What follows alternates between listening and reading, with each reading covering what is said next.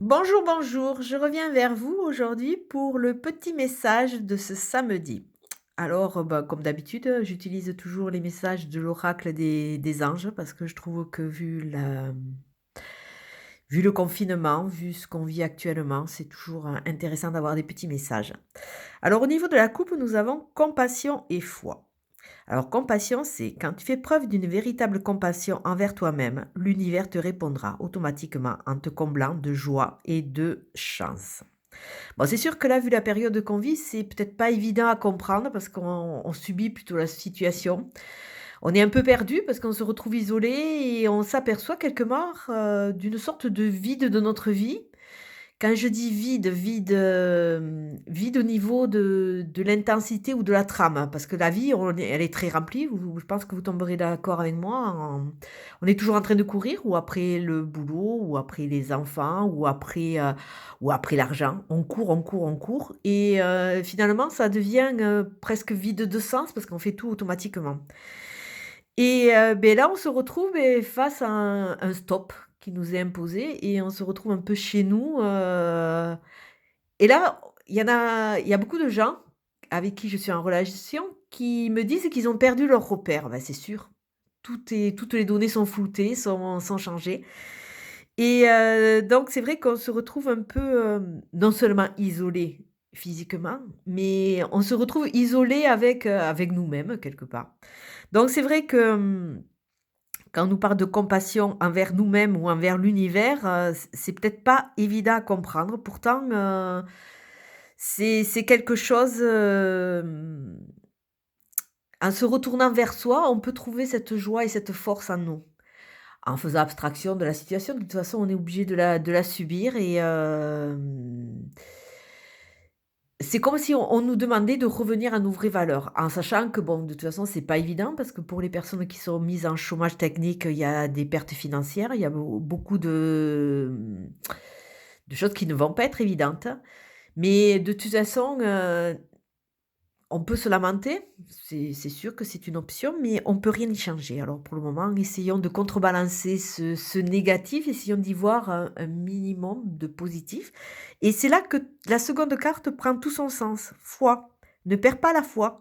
Les nuages vont bientôt s'éclaircir et le soleil va briller de nouveau. Donc ça veut dire que c'est une étape.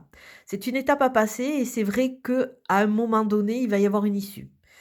Donc bon, là, pour le moment, on ne les voit pas trop parce qu'il y a certaines régions qui sont vraiment, dans une phase très négative, hein, puisque bon, le pic n'est pas entièrement arrivé, le pic va arriver, on est dans l'attente, on est dans les mais à un moment, à travers cette «crise» entre guillemets, il va y avoir quelque chose, il va y avoir une sortie de crise, hein, comme dans toutes, les sorties de crise. À un moment, on va être amené à sortir de là et donc il faut garder la foi en soi et essayer de positiver ou d'optimiser et de voir comment on va pouvoir, entre guillemets, «réorganiser» ou changer sa vie.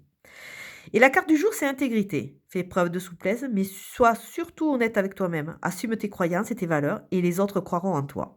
Donc toujours profiter de cette période pour se reconnecter à soi, pour croire en soi, et peut-être pour enlever certains masques que on met tous les jours, peut-être au niveau du boulot, au niveau de notre relationnel, pour essayer de paraître ce que les autres croient qu'on est, mais finalement qui ne correspond pas à notre vraie nature, hein. Donc c'est vrai que, peut-être que pour essayer d'avoir certaines faveurs on va mettre un masque d'hyper gentillesse,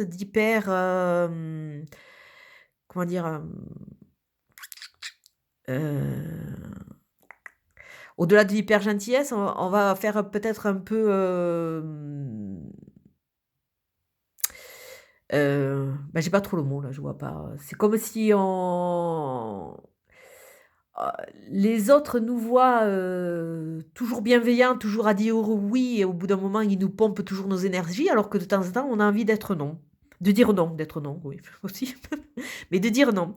Donc voilà, assume tes croyances et tes valeurs et crois en toi et les autres croiront en toi. Donc ça veut dire que si à un moment vous êtes amené dans une situation qui ne vous correspond pas, vous n'avez pas toujours à essayer de plaire aux autres, à essayer d'être hors de votre vraie nature. Sachez dire non aussi parce que ça fait partie de votre nature, de votre équilibre et de dire toujours oui dans des choses qui ne vous correspondent pas et des fois ça vous met dans des à porte-à-faux et vous êtes peut-être plus mal. Voilà. Après la carte du jour, c'est comment te sens-tu? Au-delà d'être emprisonné, au-delà d'être